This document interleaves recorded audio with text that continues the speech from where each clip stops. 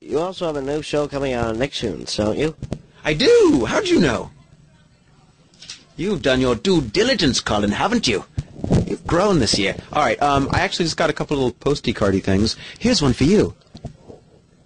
It's it's yours. Oh, Here you go.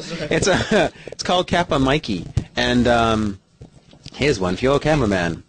It played by Coughing Dad. Are you okay, Dad? He nods in approval.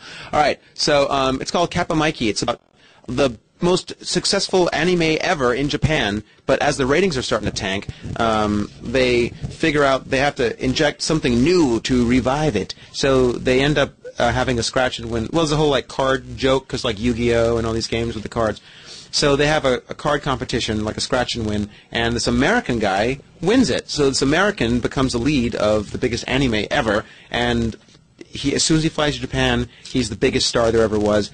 And the funny thing is, everything like is drawn in sort of in an anime manga style, but the American guy is drawn in a pop graphic thick line style. So visually, immediately, like you can tell he's a fish out of water, or a raw fish out of water, as creator Larry Short says. He was a very nice man, and had been working on this hard for a long time. So he becomes the lead in the show, and every episode starts and ends, it's bookended, as we say in the business, with episode stuff, like action, craziness. Voice of Goku, Sean Schemmel, plays Gonard, who's the big mean guy who's drawn very Dragon Ball Z-y, and he's always got some diabolical plan, and we try to foil it. But Mikey's kind of silly, and not too bright, and screw something up, and then they have to call cut, and then the rest of the episode is like what's going on offset and their interaction as buddies and how he doesn't belong in Japan, and it makes as much fun of Japan and Japanese culture and stuff as it does the stupid American who's screwing everything up. So actually I've heard in Japan they love the show, because they're like, yeah, you can make fun of us, but in the end, the American's the dumb guy. So, and then in the end, they get the scene right. So the end of every episode is like the action sequence, dun, dun, dun, dun, dun. Everyone's voice is different. Gonard goes from being the big mean guy to being the goofiest, like, dumb friend ever who's addicted to food in a crazy way. Everything's about sandwich and picking his nose. Lily, who's the heroic lead, sweet girl, ends up being a real, like, prissy meanie, and then Mitsuki, the action babe, is like she's sort of hippie-y and kind of has a crush on Mikey, and the little purple guy is the director of the show. Yeah, and then Mikey's heroic on the show, but a doofus, Offset, played by me. And strangely enough, all the characters are starting to reflect. The actors are reflecting their characters in a strange way. Every time someone brings out food, Sean goes nuts. I'm just dashing and heroic. But, like, all the other people are... Well, except Mitsuki doesn't really have a crush on me, but that's my problem, not yours. Anyway, what else you got for me? Can you tell me about your recording studios? Sure. Yeah, I own NYAV Post in New York, and we just opened our third suite in Manhattan. So I've got Studio A, where I did Berserk and stuff, and then which is an anime. Studio B, where we've done most of Kappa Mikey, and Studio C, which is the big, more lavish room. Venture Brothers is recording there, and it's all super bad to the bone.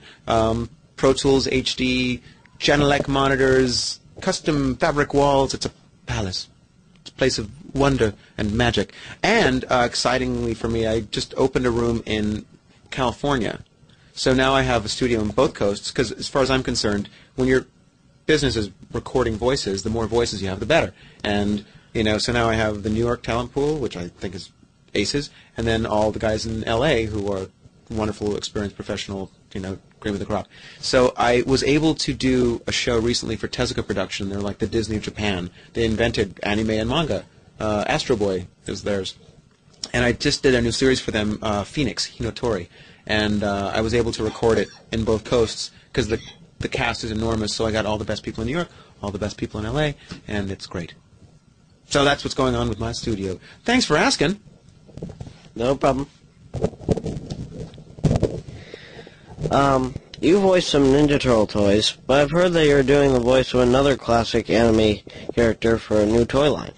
Oh my gosh, you know everything. This just happened, there was a party for it last week. I just did the voice of Speed Racer for Art Asylum Toys. And Speed and Speed Junior. It's coming out later in 2006. And, there was a massive party at Avalon, which is a converted church in Manhattan. Yeah, it's pretty sweet. And, and I got to go and be Speed. No one knew who I was because it's just a voice. But it was tons of fun. It was in a big, beautiful studio. And the engineer was very nice and good, and he had 5 cinema displays in front of him. It was like he was recording us in the Mach 5. And there was a cameraman with the same camera they shot Star Wars with. Oh, yeah. So maybe there'll be some video floating around. But that was fun. I got to be another voice that I thought was awesome as a kid. That's kind of special. Well, thanks. Thank you, Colin. Anytime. See you at DC next year? Think about it. Don't you hold out on me, Colin.